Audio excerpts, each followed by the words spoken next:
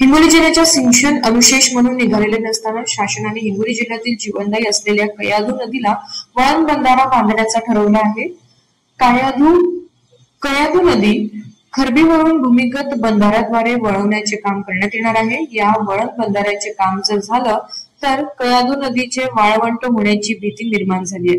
कयाधू नदी ही हिंगोली व सेनगाव तालुक्यातील शेतकरी सेवक डॉक्टर रमेश शिंदे मागील 5 दिवसांपासून उपोषण करत आहे। प्रशासनाकडून हालचाली होत नसल्यामुळे आता शेतकऱ्यांनी टप्प्याटप्प्याने आंदोलन करण्याचं ठरवलंय।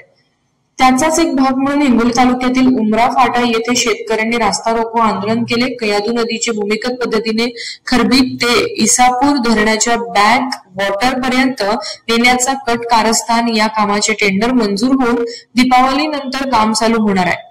कयाधू नदी इसापूर धरणात वळवल्यानंतर नदीचे पावसाचे पाणी आरक्षित केल्याने भविष्यात पुन्हा कधीही बंधारा तलाव धरण करता येणार नसून ही नदी इसापूर धरणासाठी आरक्षित होणार आहे। या सर्व बाबींचा विरोध शेतकरी सेवक डॉक्टर रमेश शिंदे व शेतकरी करत आहे। शासनाने जर हा भूमिगत बंधारा तात्काळ रद्द केला नाही तर टप्प्याटप्प्याने आंदोलन तीव्र करण्यात येणार असल्याची प्रतिक्रिया शेतकऱ्यांनी दिली।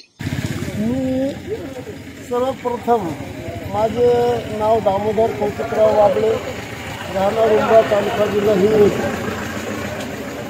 इथं रस्ता रोको करण्याचं जे कारण आहे तर हे कारण म्हणजे सर्वप्रथम कयाधू नदीचे पाणी आणि दुसरे कारण म्हणजे हा ओला दुष्काळ।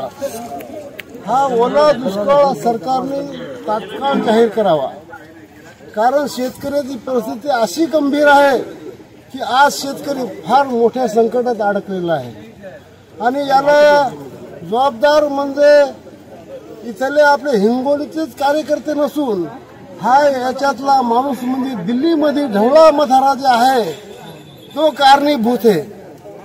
या कारणाला तुम्हाला म्हणतो की या भारताची स्थिती कोण्या हालतीमध्ये आज दुष्काळ जाहीर होणार, हे अतिक्रमण व्हायला लागलं पावसाचं, याच्यामुळे तुम्हाला तो शेतकरी हा व्यथित झालेला आहे आणि याच्यावर ही राजनीती जी आहे ही सर्वप्रथम सर्वच काही आता आपण जे जहर नीती म्हणतात त्या जहर नीतीवर नाही चालायला पाहिजे।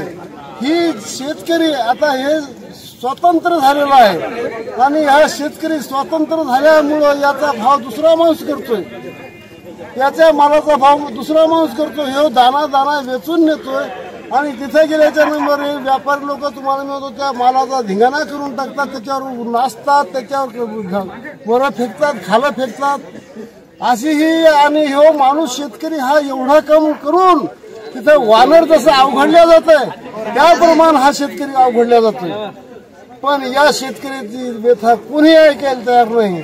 त्यासाठी आपले जे केसापूरचे रमेश शिंदे डॉक्टर साहेब हे आपल्या सर्वांच्या शेतकऱ्यासाठी हा प्रश्न घेऊन तिथं 5 दिवस झाले उपोषण आहे, हा 6वा दिवस निघला, अजूनही सरकारने त्याची दखल घेतली नाही।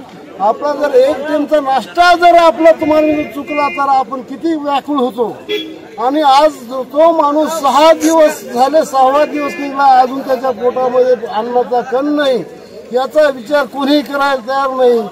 तर याच्यासाठी तुम्हाला तो ही जी सगळी मंडळी आहे ही एकच प्रश्न घेऊन उठलेली आहे की शेती मालाला उत्पादन खर्च आधारे भाव, दुसरी गोष्ट तुम्हाला म्हणतो बंधारा कॅन्सल आणि तिसरी गोष्ट याच कयाधूवर बंधारे टाका आणि सुजलाम सुफलाम जमीन करून द्या, एवढीच आमची सरकारला मागणी आहे।